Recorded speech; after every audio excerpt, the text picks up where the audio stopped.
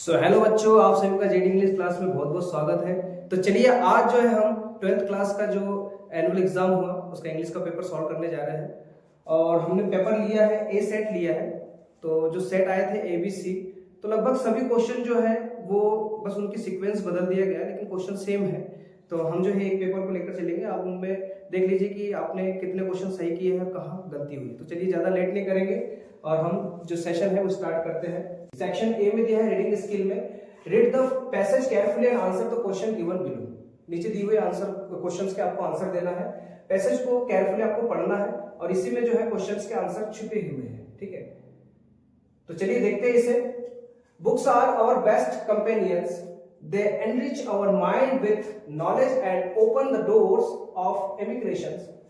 Knowledge and open the doors of imaginations. Reading good books helps in developing our personality, improving our language and broadening our outlook. यानी जो किताबें होती है वो हमारे बहुत अच्छे क्या होते हैं, मित्र होते हैं। और अगर आप अच्छी किताबों को पढ़ते हैं तो ये क्या करते हैं कि हमें हमारे मतलब माइंड में बहुत सारे नॉलेज को इंक्रीज करते हैं।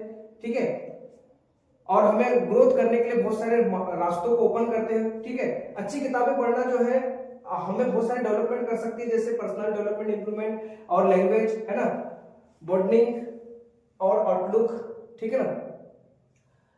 अनलाइक फ्रेंड्स, और दोस्तों के विपरीत ये क्या कर सकते हैं, books never demand anything from us, और हमसे किसी प्रकार की कोई डिमांड नहीं करते हैं। They are always ready to share their wisdom and experience, वो हमेशा अपने ज्ञान और अपना जो भी एक्सपीरियंस अनुभव है उसे हमारे साथ शेयर करने के लिए तत्पर रहते हैं। ठीक है, in this modern age of technology many peoples have turned away from books to television and mobile phone. आज के आधुनिक समय में जो है लोग जो है या बच्चे जो है सभी लोग क्या हो रहे हैं कि बुक्स से टर्न हो गए हैं, और वो टर्न किस तरफ हो गए हैं, जो टेलीविजन या जो मोबाइल फोन है उधर टर्न हो चुके हैं। Although these gadgets provide entertainment and information, यदि भी देखा जाए तो ये जो गैजेट्स है ये हमें क्या करते हैं, मनोरंजन करते हैं और हमें इंफॉर्मेशन भी देते हैं। They can not replace the Joy and depth of reading, लेकिन वो पढ़ने की जो गहराई और जो उसका आनंद है उसको हमें प्रदान नहीं कर सकते। Books have the power to transport us to different world, किताबों में जो होती है पावर होती, शक्ति होती है कि वे हमें अलग अलग दुनियाओं में ले जा सकते हैं। टीच अस वैल्यूएबल लेसन्स, जो भी महत्वपूर्ण हमारे जीवन के लिए वैल्यूएबल लेसन्स है। And inspire us to achieve greatness, और महानता को प्राप्त करने के लिए हमें जो है शक्ति प्रदान करते हैं। ठीक है, every student should cultivate the habit of the reading daily, यानी हमें हर दिन मतलब सारे बच्चों को जो है हर दिन पढ़ने की जो है आदत डालना चाहिए। Even a few pages a day can make a big difference in one's thoughts and behaviour, और अगर आप जो है कुछ ही पेज अगर हर दिन पढ़ते हैं तो आपके जीवन में बहुत सारे बदलाव आ सकते हैं, आपके बिहेवियर में बदलाव आ सकता है। Reading good literature shape our characters and help us understanding life better, और जो लिटरेचर है वो हमारे जीवन को अच्छा बना सकते हैं। उसको पढ़ने से हमारा जो लाइफ है आप उसको अच्छे समझ सकते हैं। ठीक है ना, और उसको बेहतर बना सकते हैं। तो चलिए इससे संबंधित हम जो है क्वेश्चंस को सॉल्व करते हैं। देखिए पहला क्वेश्चन दिया हुआ है, according to the passage books are our. अब दो बुक्स जो है हमारे क्या होते हैं, तो क्या होते हैं, बेस्ट कंपेनियंस, बहुत अच्छे मित्र होते हैं। तो इसका सही आंसर क्या हो जाएगा, बेस्ट कंपेनियंस। ठीक है, नेक्स्ट क्वेश्चन देखिए, reading good books help in, अच्छी किताबें पढ़ने से हमें क्या मदद मिलती है, जो है बॉर्डरिंग और आउटलुक। ठीक है ना, हमें किस चीज की मदद मिलती है, बॉर्डरिंग और आउटलुक। अब ये आंसर कैसे पता चला, देखिए यहां पर आप देखोगे, देखिए ये जो आंसर है यहां से लिया गया है। ठीक है, तो जो अच्छी किताबें होती है, रीडिंग गुड बुक्स हेल्प्स, ठीक है ना, तो अच्छी किताबें मदद करती है किस चीज में, आपकी पर्सनालिटी डेवलपमेंट, इंप्रूवमेंट, लैंग्वेज और बॉर्डिंग आउटलुक। ठीक है, यहां से इसका आंसर आ गया। नेक्स्ट क्वेश्चन देखिए, books differ from friends because they, यानी बुक्स जो होती है बिल्कुल विपरीत होती है, किससे, दोस्तों से। कैसे, क्योंकि वो किसी प्रकार की डिमांड नहीं करती, यानी डिमांड नथिंग, यानी किसी प्रकार की वो डिमांड नहीं करती। दोस्तों बहुत सारे डिमांड करते हैं। अगला क्वेश्चन देखते हैं, what has replaced book for many people in modern time. अब जो आधुनिक काल है इसमें जो मेनी पीपल्स है, बहुत सारे लोग हैं, वो क्या कर रहे हैं, बुक्स को रिप्लेस कर रहे हैं, किसमें, टेलीविजन एंड मोबाइल फोन में। ये सब सारे आंसर जो है आपके पैसेज में से, बस आपको उसको अच्छे से पढ़ना था, आंसर आपने किए होंगे, बहुत इजी पेपर है। देखिए, according to the passage gadgets, अब गैजेट्स क्या है, गैजेट्स जो है गिव जॉय एंड देखिए आर बेटर देन बुक्स, किताबों से अच्छे होते हैं बिल्कुल नहीं। Give joy and depth of reading बिल्कुल भी नहीं, ठीक है ना, क्योंकि जॉय एंड डेप्थ रीडिंग तो हमें सिर्फ किताबों से मिल सकती है। Can not replace the Joy of reading, बिल्कुल ये सही है, यानी इनको पढ़ने की जो आनंद है उससे रिप्लेस नहीं किया जा सकता।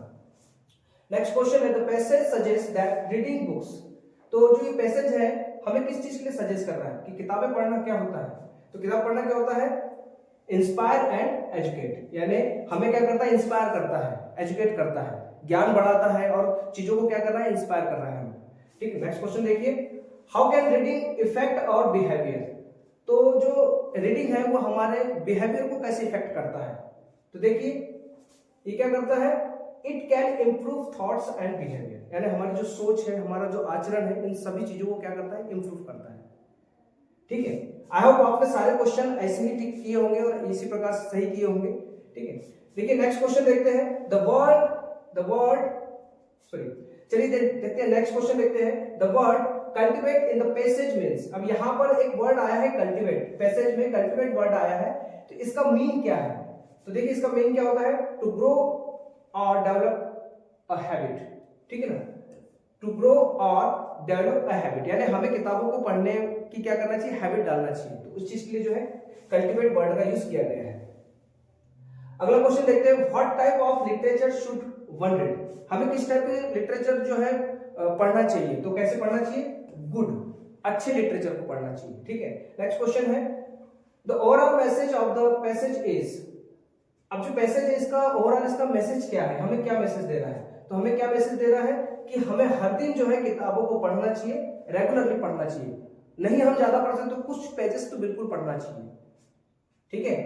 तो पहला क्वेश्चन यहां पर क्लियर हो गया, ठीक है।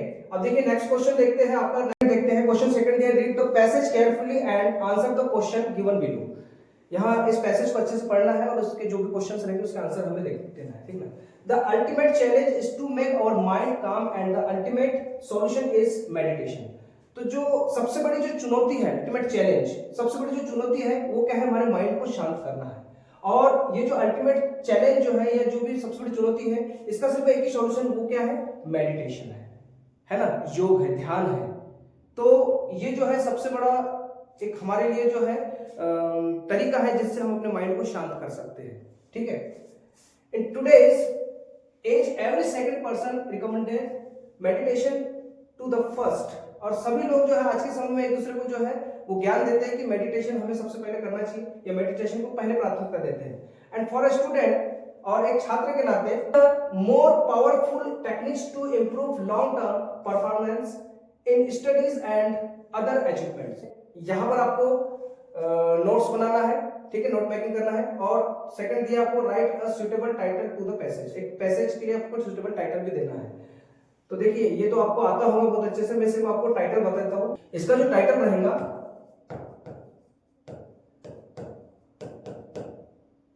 मेडिटेशन की ऑफ काम योर माइंड, ठीक है। तो इस तरीके का जो है आप जो है टाइटल दे सकते हो, और उसके बाद जो है इसका जो नोट मेकिंग करेंगे, तो नोट मेकिंग का आपको बता दिया गया है, कुछ हेडिंग्स चाहिए होती है और उसके सब हेडिंग्स होती है, तो ये आप लोगों ने किया होगा बेहतर तरीके से, उसको मैं नहीं बताऊंगा, बट ये समझ लीजिए कि इसकी जो हेडिंग होगी, मेडिटेशन के ऊपर बात की जा रही है, तो मेडिटेशन इसका हेडिंग हो जाएगी, ठीक है।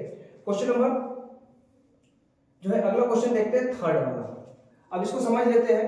क्वेश्चन नंबर थर्ड जो है यहां पर दिया है, यू आर दीपक या Deepika, you want to sell your bike, आप अपनी मोटरसाइकिल या बाइक को बेचना चाहते हैं, design a suitable classified advertisement to be published in a local newspaper, एक छोटा आपको जो है एड तैयार करना है और उसे अपने पब्लिक न्यूज़पेपर में आपको क्या करना है, उस एड को देना है, and other details from your side, और अपनी तरफ से जो भी आप डिटेल्स उस बाइक के बारे में बता सकते हैं ताकि जल्दी वो सेल हो जाए, तो एक इस टाइप का जो है आपको एडवर्टाइजमेंट तैयार करना है, ठीक है। तो देखिए मैंने एक तैयार किया है, आपने उसको लिखा होगा, यदि इस तरीके से लिखा है तो बहुत अच्छा लिखा होगा, ठीक है, देख लेते हैं।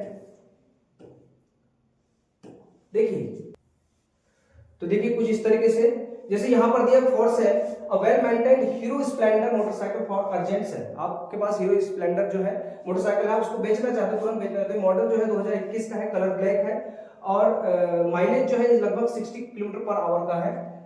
तो इस तरीके से अगर आप उसमें एक एड बनाते हैं तो ज्यादा नहीं था, बिल्कुल 2 या 3 लाइनों का ही क्वेश्चन था और लगभग 4 मार्क्स हैं क्वेश्चन पर।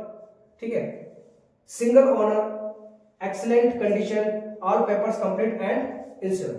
प्राइस 55,000, नेगोशिएबल है। नेगोशिएबल का मतलब कि इसमें बातचीत करके हम और उसमें कम जो है कर सकते हैं। इंटरेस्टेड बायर्स मे कांटेक्ट, सिर्फ जो इंटरेस्टेड है वही हमें कांटेक्ट करें। यहाँ पर आपका एड्रेस देना। तो इस टाइप का जो है क्वेश्चन नंबर 3 आप जो है लिखना था। अगर आपने इस तरीके से लिखा होगा तो आप 100% पूरे मार्क्स आपको मिलेंगे। ठीक है, तो देखिए नेक्स्ट क्वेश्चन देख लेते हैं। अब अगला क्वेश्चन जो था इसी के और में आया था, यू आर शरद या Seema head boy girl of your school government higher secondary school XYZ draft a notice to all captains of class 9 to 12 regarding a meeting on how to improve discipline our school. यानी अपने school में discipline को कैसे improve किया जा सकता है। तो जितने भी 9th से लेकर 12th तक के जितने भी कैप्टन्स हैं उन सभी को एक जगह गैदर करना है ना, और उस पर डिस्कस करना है डिसिप्लिन के बारे में।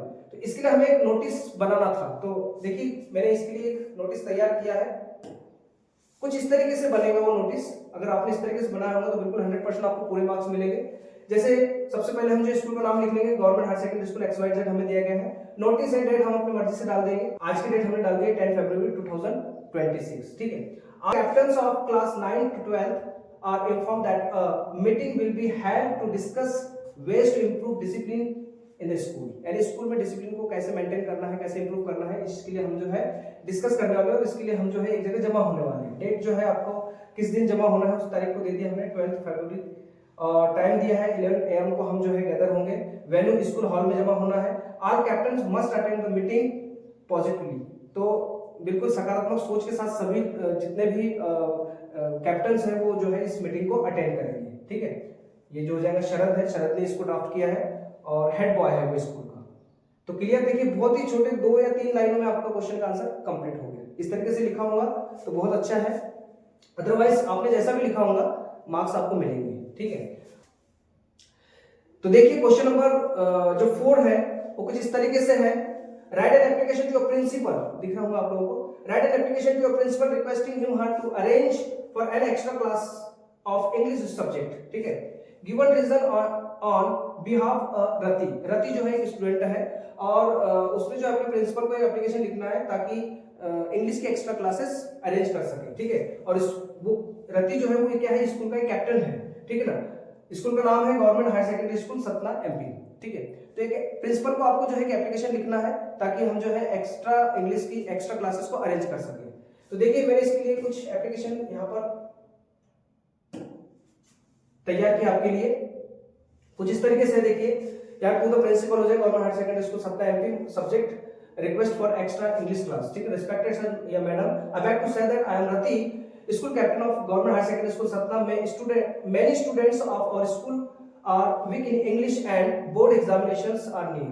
ठीक है, they are facing difficulties in grammar and writing skill. ठीक है, बहुत सिंपल लैंग्वेज में हमने इसको तैयार किया है।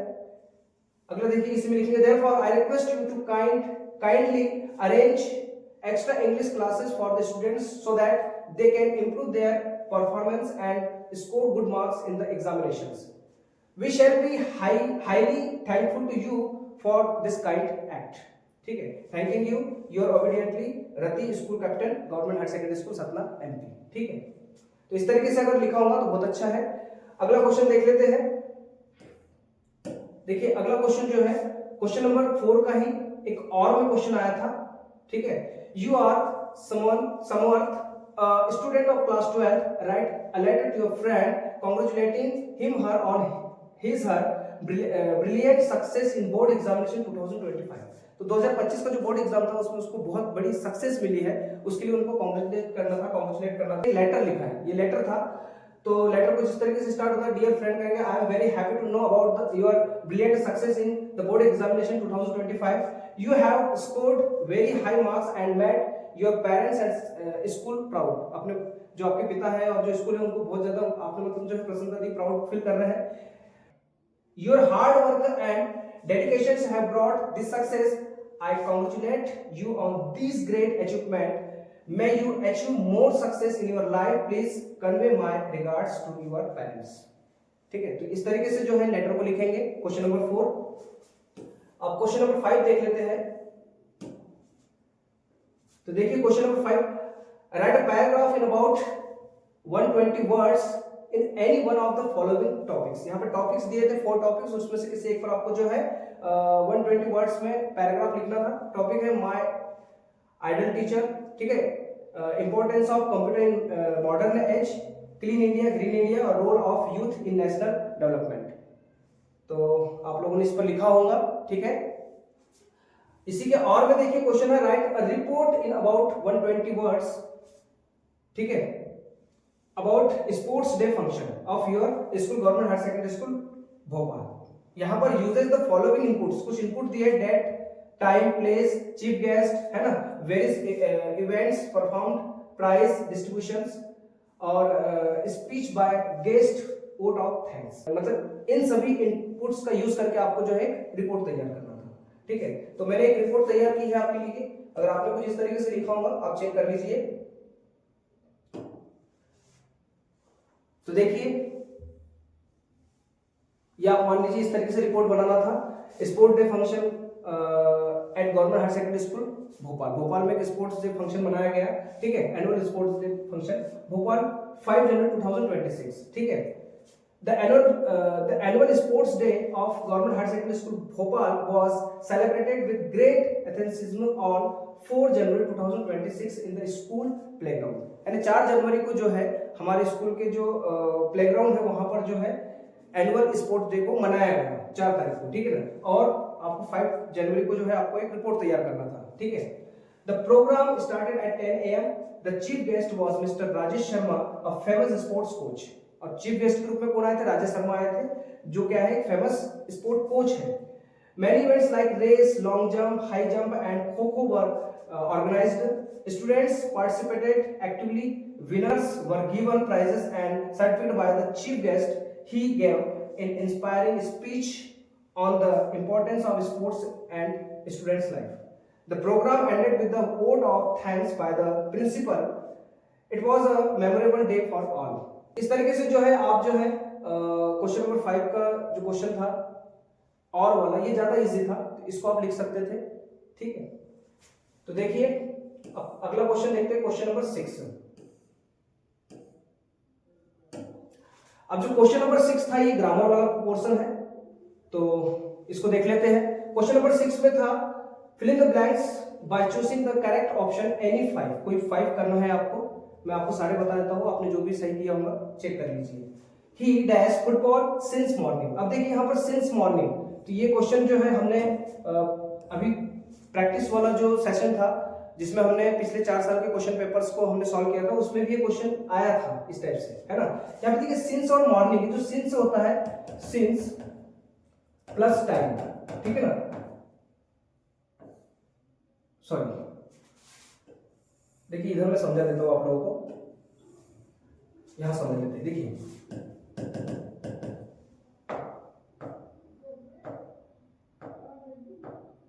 सिंस प्लस टाइम, तो अगर इस टाइप का आता है कि सिंस और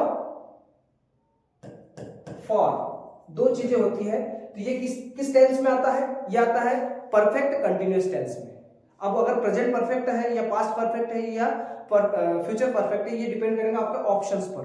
तो देखिए अगर प्रेजेंट परफेक्ट है तो हैव हैज आता है, ठीक है ना। अगर पास्ट परफेक्ट है तो हैव हैज बीन आता है, सॉरी प्रेजेंट परफेक्ट में। और अगर पास्ट परफेक्ट है तो हैड बीन आता है। तो यहां पर देखिए आपके पास ऑप्शन आया है क्या, देखिए सिंस भी आया और टाइम भी आया हुआ है, तो ये जो है आपका प्रेजेंट परफेक्ट कंटिन्यूअस टेंस का है, क्योंकि देखिए हैज बीन प्लेइंग वर्ब के साथ आईएनजी फॉर्म कंटिन्यूअस टेंस है, तो और हैज बीन जो है इसकी हेल्पिंग वर्ब होती है, तो हमारा ऑप्शन क्या रहेगा आपका हैज बीन प्लेइंग। क्लियर हो रहा है? देखिए जब भी सिंस या फॉर और प्लस टाइम आता है तो आप समझ लीजिए कि परफेक्ट कंटिन्यूअस टेंस का सेंटेंस है। और परफेक्ट कंटिन्यूअस अगर प्रेजेंट परफेक्ट है तो हैव, हैज और बीन साथ में लगता है, वर्ब के साथ आईएनजी लगता है। अगर पास्ट परफेक्ट है तो हैड बीन लगता है, वर्ब के साथ आईएनजी फॉर्म लगता है। और अगर विल हैव बीन, अगर आपका फ्यूचर टेंस है तो विल हैव बीन लगता है, साथ में वर्ब की आईएनजी फॉर्म लगती है। तो क्लियर हो गया, यहाँ पर केवल हैज बीन लिखा हुआ है, तो ये आपका प्रेजेंट परफेक्ट कंटीन्यूअस टेंस का सेंटेंस था। अगला क्वेश्चन है शी वर्क्स हार्ड, वो कठिन मेहनत करती है। क्यों करती है? डैश शी में गेट गुड मार्क्स, ताकि वह अच्छे अंकों को हासिल कर सके। तो देखिए ताकि वर्ड आया, देखिए यहाँ पर सो दैट, मैंने आपको ये भी समझाया था जब हमने क्वेश्चंस करे थे। तो सो दैट का मतलब ही क्या होता है? ताकि। क्लियर हो रहा है? अगला क्वेश्चन देखते हैं, इट डैश रैन टुडे। देखिए ये भी क्वेश्चन जो है हमने प्रैक्टिस में किया था। तो इट डैश रैन टुडे, शायद आज बारिश हो सकती है। तो जब भी हम प्रिडिक्शन करते हैं, संभावना जताते हैं, तो हमने आपको बताया था कि मे मॉडल का यूज किया जाता है। अगर आपने उस सेशन को अच्छे से पढ़ा होगा तो आपका फिल इन द ब्लैंक्स वाला तो मेरे ख्याल से कोई भी क्वेश्चन गलत नहीं हो सकता, कोई भी रॉन्ग नहीं हो सकता। अगला देखिए, dash Ganga is a holy river. तो जो गंगा है वो एक पवित्र नदी है। तो जब भी हम किसी स्पेशल या स्पेसिफिक वस्तुओं के, स्थान के या किसी चीजों के बारे में बताते हैं, जैसे गंगा जो है बहुत प्रसिद्ध नदी है, तो उसके आगे कभी भी हम क्या लगाते हैं? द आर्टिकल का यूज करते हैं। अच्छा, यहाँ पर नो आर्टिकल का भी यूज होता है, ठीक है। जब प्रॉपर नाउन के रूप में हम किसी को लेते हैं, चाहे फिर वो गंगा ही क्यों ना हो, तो हम जो है आर्टिकल का यूज नहीं करते, हम डायरेक्ट ऐसा भी सेंटेंस बनता है, Ganga is a holy river. ये भी सही है वैसे। तो यहाँ पर अगर आपने नो आर्टिकल का यूज किया तो भी मेरे हिसाब से सही होना चाहिए, ठीक है। तो अगर ग्रामेटिकली देखा जाए तो द का तो यूज होता ही है, क्योंकि जो गंगा है वो स्पेशल नदी है, एक प्रसिद्ध नदी है, इसलिए द का यूज तो करेंगे। लेकिन क्योंकि ये प्रॉपर नाउन के रूप में भी यूज हो रहा है, तो इसलिए यहां पर नो आर्टिकल का भी यूज हो सकता है, ठीक है। अगला क्वेश्चन देखते हैं, the principal is dash the office. तो प्रिंसिपल जो है कहां है? ऑफिस में है। तो में है के लिए क्या आता है? इन मतलब में, ऑफिस में है, ठीक है। Sohan is superior dash Mohan. तो सोहन जो है मोहन से ज्यादा सुपीरियर है। तो जब इस टाइप का क्वेश्चन हमने जो है प्रैक्टिस में भी किया था, तो इसके लिए क्या करते हैं? हम टू का यूज करते हैं। जब भी दो लोगों की तुलना की बात की जाती है ना, तो यहाँ पर टैलेंट की बात कर रहे हैं या उनके जो भी उनमें गुण है उनकी बात की जा रही है, तो यहाँ पर हो जाएगा टू का यूज करेंगे। Sohan is superior to Mohan, ठीक है। नेक्स्ट क्वेश्चन देखते हैं, the dash class was making noise. सारी की सारी क्लास क्या कर रही है? नॉइज यानी शोर मचा रही है। तो सारी के लिए क्या आता है? होल, ऑल नहीं लिखेंगे। The whole class was making noise, सारी की सारी क्लास जो है वो शोर मचा रही है। अब देखिए यहाँ पर डू एज डायरेक्टेड वाला पोर्शन आ गया। तो पहला क्वेश्चन ही आया आपका वाला एज सून एज का, और मैंने आपसे बताया था कि जब भी एज सून एज या नो सूनर वाले क्वेश्चन आते हैं, बहुत इंपॉर्टेंट है, ये क्वेश्चन पूछे जाते हैं। तो पहला ही क्वेश्चन इन्होंने जो है इसको दे दिया है। पहले क्वेश्चन में दिया है, as soon as the students saw the teacher they became silent। ये भी क्वेश्चन में हमने प्रैक्टिस में किया था। अगर आपने उस सेशन को अच्छे से पढ़ा होगा तो ये क्वेश्चन आपको दिखेगा। तो चलो इसको मैं आपको बनाकर दिखा देता हूं।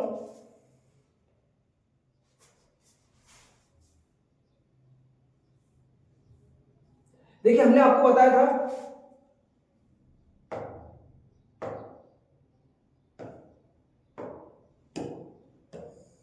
जब भी हम एज सून एज का यूज करते हैं, सॉरी नो सूनर देन के यूज करना होता है, तो उसे कहां किया जाता है? जहां पर एज सून एज लिखा होता है, जहां पर भी एज सून एज लिखा होता है उसकी प्लेस में हम नो सूनर देन का यूज करते हैं, नो सूनर का यूज करते हैं, नो सूनर। अब हमने आपको बताया था कि जब हम नो सूनर का यूज करते हैं तो उसके तुरंत बाद का जो सेंटेंस होना चाहिए वो इन्वर्टेड होना चाहिए, यानी कि हेल्पिंग वर्ब को बाहर निकालना है। तो इसकी वर्ब देखेंगे, वर्ब क्या है?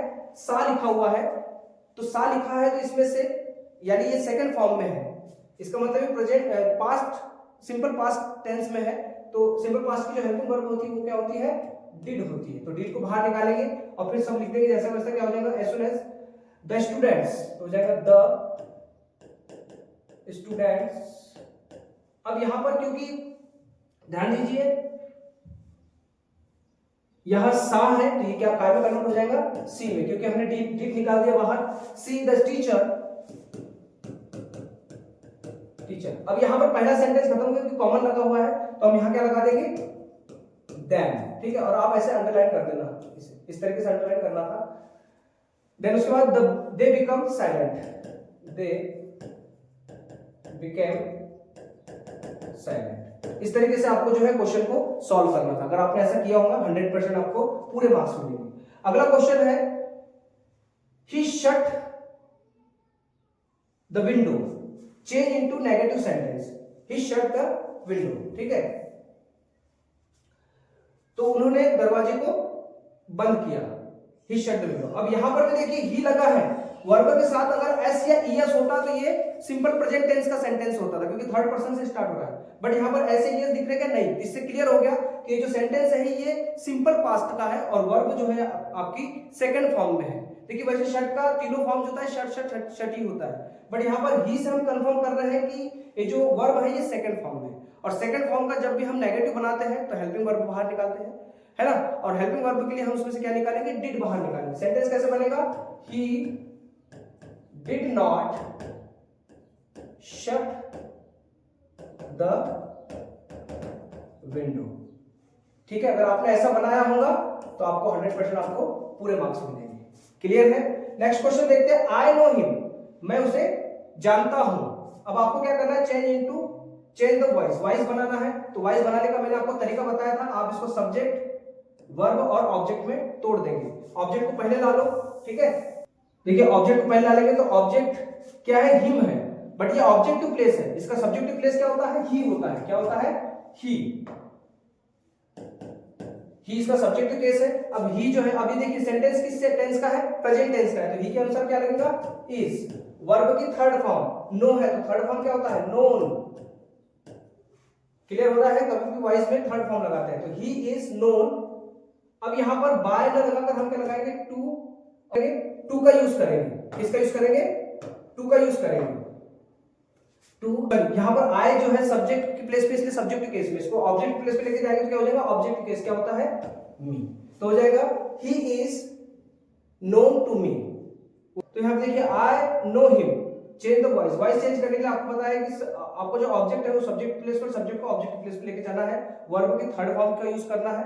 हमने इस तरीके से बनाएंगे। अगर आपने ऐसा बनाया होगा तो 100% करेक्ट है, बिल्कुल राइट है। अगला देखिए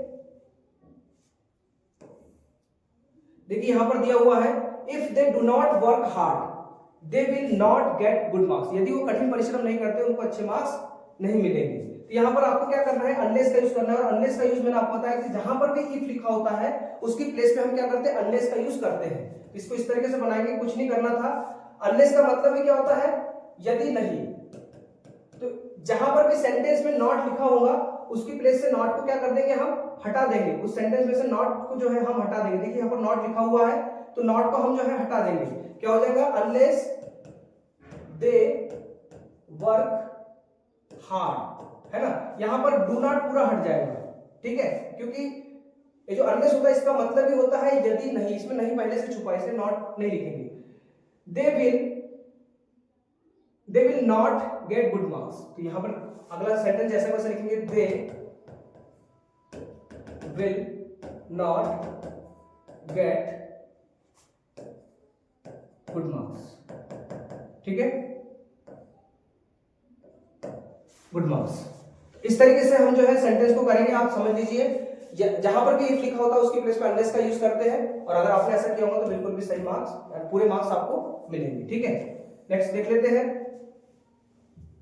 देखिए अगला क्वेश्चन था दे फाउंड अ लेटर, उनको एक सीडी मिली। It was dressed from his its pen. Combine the sentence to form a complex sentence with the relative clause. आपको रिलेटिव क्लॉज का यूज करना था। तो रिलेटिव क्लॉज का मतलब होता है एडजेक्टिव क्लॉज। और मैंने आपको बताया था जिस वक्त हमने प्रैक्टिस किया था तो दो क्लॉज यानी रिलेटिव क्लॉज में आपको दो रिलेटिव कंजंक्शन को याद रखना है। एक होता है हु और एक होता है व्हिच। आपको बताया था जब भी किसी मेन पर्सन की बात की जाएगी तो हम हु का यूज करेंगे, और जब किसी थिंग्स या वस्तु की बात की जाएगी तो व्हिच का यूज करेंगे। तो क्योंकि लैडर है, लैडर मतलब क्या होता है? सीढ़ी है, वस्तु है, तो हम इसको कैसे यूज करेंगे? इसको देख लीजिए। आपको मैंने बताया था कि जब भी हम किसी रिलेटिव प्रोनाउन का यूज करते हैं तो उससे पहले हमको क्या करना है? सब्जेक्ट को जरूर लिखना है। तो आपको पहला सेंटेंस जैसा कैसे लिखना है तो हो जाएगा they found a letter, they found a letter. अब आपको जो अगला सेंटेंस था इसमें से इट को हटा देना है और इट की प्लेस पे लिखना है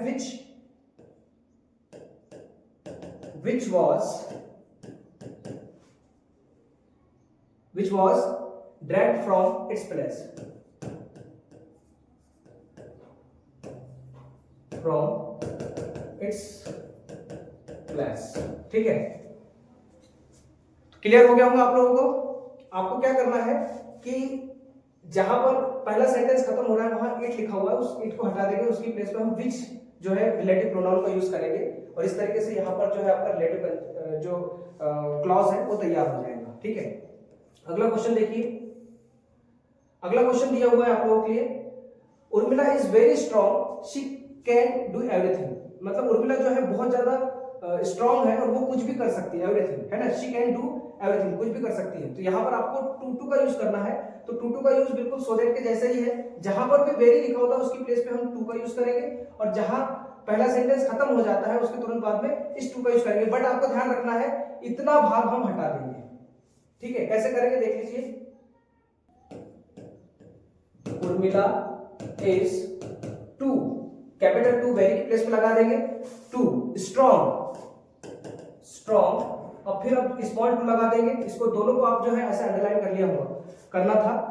ठीक है, अब देखिए शी कैन डू, ये पूरा हटा देंगे, सिर्फ क्या लिखेंगे, sorry, Urmila is too strong to do everything, sorry do को नहीं हटाएंगे,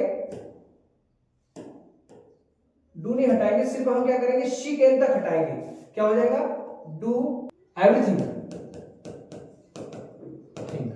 ठीक है, डू एवरीथिंग। तो इस तरीके से करेंगे, जहां पर भी शी और कैन, मैंने आपको बताया था सो दैट का यूज, मतलब सो दैट वाले हम सेंटेंस किए थे, तो उसमें बताया कि कहां जहां पर भी कैन या कुड लिखा होता है उसको हटा देते हैं। तो यहाँ पर देखिए आपको जहां वेरी का प्लेस था उसकी जगह टू लगाना था, और जो भी आपका एडजेक्टिव उसके तुरंत बाद में इस टू का यूज करेंगे, और फिर एंडिंग वाले वर्ड्स का यूज करेंगे, यानी आपका डू और एवरीथिंग। क्लियर हो रहा है? तो यहां पर क्लियर हो गया होगा कि Urmila is too strong to do everything, यानी इतनी स्ट्रॉन्ग है कि वो कुछ भी कर सकती है। अगला क्वेश्चन देखते हैं, the manager will go to Mumbai on Monday.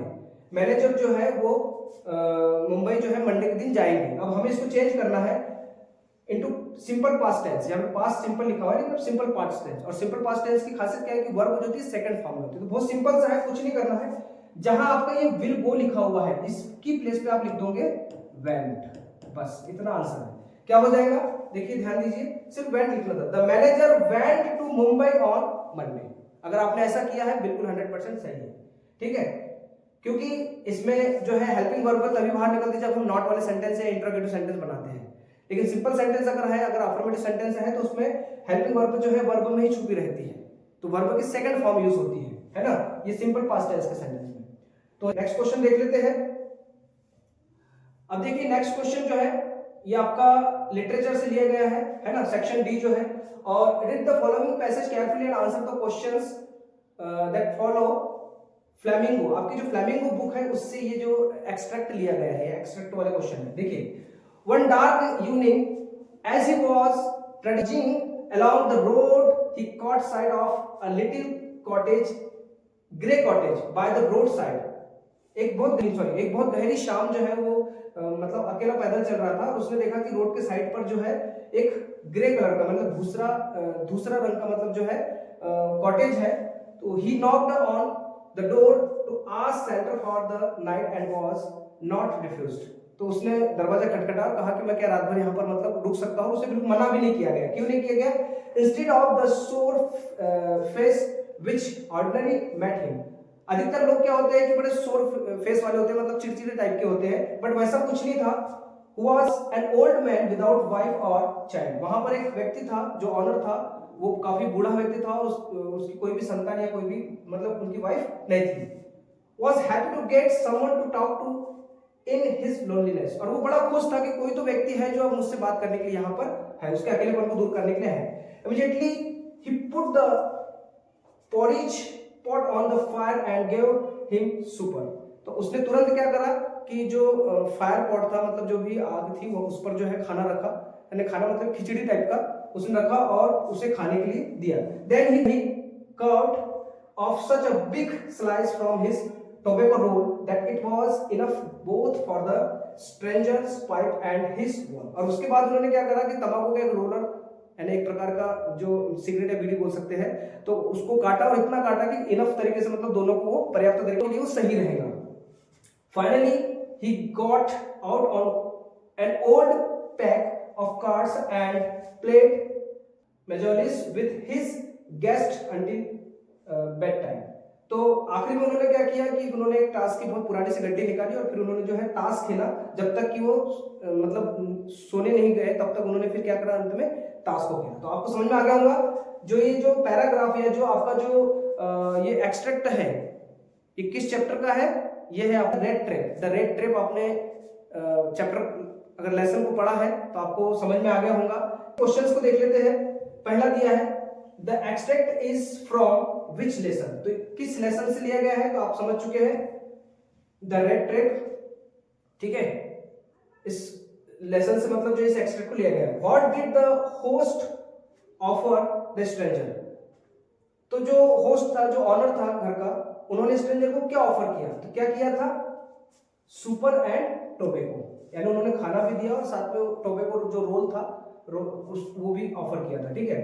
Why was the owner happy to see the stranger? It was because, यानी जो घर का मालिक था वो उस अजनबी को देखकर इतना खुश क्यों था, क्योंकि वो अकेला रहता था, उसकी कोई वाइफ नहीं थी और कोई बच्चे नहीं थे, तो इस वजह से वो बड़ा खुश था कि कोई अब उसका अकेलापन दूर करने के लिए अब यहाँ पर मौजूद है। तो यहाँ पर देखिए इसका आंसर आ जाएगा द ऑनर वॉज लोनली, क्योंकि वो ऑनर कैसा था, अकेला था, उसकी लोनलीनेस को दूर करने के लिए अब कोई उसके पास था। नेक्स्ट क्वेश्चन है the old man and the peddler played. अब जो ओल्ड मैन और जो पैडलर था उन्होंने साथ में खेला, क्या खेला था, तो एक ताश का जो खेल था, उस ताश के खेल को उन्होंने खेला था मेजोरिस, ठीक है ना। इस अब यहाँ पर दिया right the name of the author of this extract. हाँ, ये क्वेश्चन अब थोड़ा टिपिकल हो सकता है आपके लिए, लेकिन अगर आपने पढ़ा होगा तो आप बिल्कुल सही आंसर देंगे। तो जो सल्मा लेगरलॉफ थी, ये इसकी जो है राइटर है, ठीक है, और इन्होंने जो है इस एक्सट्रैक्ट को लिखा है, ठीक है। अब देखिए अगला क्वेश्चन है read the following extract carefully and answer the following question that follow it. Flamingo, flamingo से लिया गया है एक्सट्रैक्ट, ध्यान से पढ़ेंगे, इसे समझने की कोशिश करते हैं। Driving from my parents home to coaching last Friday morning. पिछले शुक्रवार की बात है जब मैं अपने पेरेंट्स के घर से कोचिंग के लिए ड्राइंग करते हुए निकली। आई सॉ माय मदर, मैंने अपनी माता को देखा, beside my dose open mouth, जो मतलब थोड़ी ऊँघते हुए, डोज का मतलब होता है ऊँघना, है ना, यानी सो रही थी उनकी मदर और माउथ कैसा था, ओपन था, खुला हुआ था और ऊँघ रही थी। Her face that like that of a corpse, corpse का मतलब होता है शव, यानी कोई डेड बॉडी है, तो उनका जो फेस है बिल्कुल ऐसा लग रहा है जैसे कोई डेड बॉडी रखी हुई है, उनकी डेड बॉडी की जैसे उनका फेस लग रहा है ना। And realise with pain that she was, अब यहाँ पर कुछ ऐसा लिखा होगा कि वो कुछ ऐसी दिख रही है जितनी उनकी एज है उतनी ही वो बूढ़ी नजर आ रही है। She looked but soon put that thought away, फिर मैंने तुरंत ही क्या कर लिया कि जल्दी से अपना ध्यान वहां से हटा दिया, ठीक है। तो ये जो है आपका पोएम से लिया गया है, फ्लेमिंगो की पोएम है आपको समझ में आ गया होगा किस पोएम से लिया गया है, माय मदर एट 66, कमला दास द्वारा लिखी गई ये पोएम है, ठीक है। क्वेश्चंस देख लेते हैं। क्वेश्चन पहला है which day is describe in the above extract, कौन सा दिन डिस्क्राइब किया गया है, तो आपने देखा होगा फ्राइडे मॉर्निंग बोला है, लास्ट फ्राइडे मॉर्निंग, ठीक है, क्लियर है, इजी क्वेश्चन है। तो नेक्स्ट क्वेश्चन है give the opposite of the word soon. अब सून का मतलब होता है जल्दी, यानी जल्दी मैंने जो है अपना ध्यान वहां से हटा दिया, तो जल्दी का अपोजिट क्या हो सकता है, देर से, तो देर के लिए क्या आता है, लेट हो जाते हैं ना, देर, क्लियर हो रहा है। नेक्स्ट क्वेश्चन है द वर्ड कॉप्स। अब कॉप्स का मतलब क्या होता है, कॉप्स का मतलब होता है शव यानी डेड बॉडी, तो देखिए डेड बॉडी दिया हुआ है, क्लियर हो रहा है, कॉप्स का मतलब क्या होता है, डेड बॉडी। अब देखिए इसका एक्सट्रैक्ट भी दिया हुआ है, ये विस्टा से दिया गया है आपके। Read the following extract carefully and answer the questions given below it. अब ये विस्टा से दिया हुआ है as I have taken the obvious step. I talked to a psychiatrist friend of mine among others. मतलब मैंने बिल्कुल वही कदम उठाया जो मुझे उठाना चाहिए, है ना, ऑब्वियस स्टेप उठाई, और मैंने क्या करा कि जो मेरा मनोचिकित्सक, जो मेरा दोस्त है या मित्र है, उससे मैंने बात करी। I told him about the third level at grand central station, तो मैंने उस ग्रैंड स्टेशन पर जो थर्ड लेवल को मैंने देखा, उस थर्ड लेवल के बारे में मैंने उनसे बात की। तो आप समझ चुके होंगे कि ये जो विस्टा का एक चैप्टर है थर्ड लेवल, उसी से लिया गया है और उसका जो हीरो था वो चार्ली उसका मेन कैरेक्टर है। तो देखिए क्वेश्चन देख लेते हैं हम। यहाँ दिया है what did Charlie's friend think of him, जो चार्ली का जो दोस्त है उसके बारे में क्या सोचता है। तो देखिए यहां पर दिया हुआ है, हम इसको थोड़ा और पढ़ लेते हैं। And he said it was a walking dream wish fulfilled. तो उसका दोस्त क्या कहता है कि तुम बोले जागते हुए सपने को पूरा करने की मतलब देख रहे हो ताकि उसको पूरा कर सको। यानी ही सेड, उसने कहा आई वाज अनहैप्पी, मैं बिल्कुल भी मतलब खुश नहीं हूं, मतलब मैं बहुत दुखी हूं। किस चीज के लिए? That made my wife kind of mad, कि मैं मेरी वाइफ जो है मुझसे नाराज है। But he explain that he meant the modern world is full of insecurity, fear, war, worry and all the rest of it। पर उनसे कि ये जो सारी दुनिया है, ये सारी दुनिया कैसी है?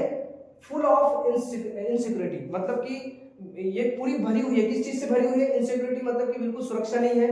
फियर, डर, वॉर, युद्ध, वरी, है ना, चिंता and all the rest of it. और इन सारी चीजों से ये सारी दुनिया कैसी हुई है? भरी पड़ी है, जहां पर आप बिल्कुल भी सुरक्षित नहीं हो, हर जगह डर है, वॉर है, युद्ध है, ठीक है ना, चिंताएं हैं, इन सब चीजें।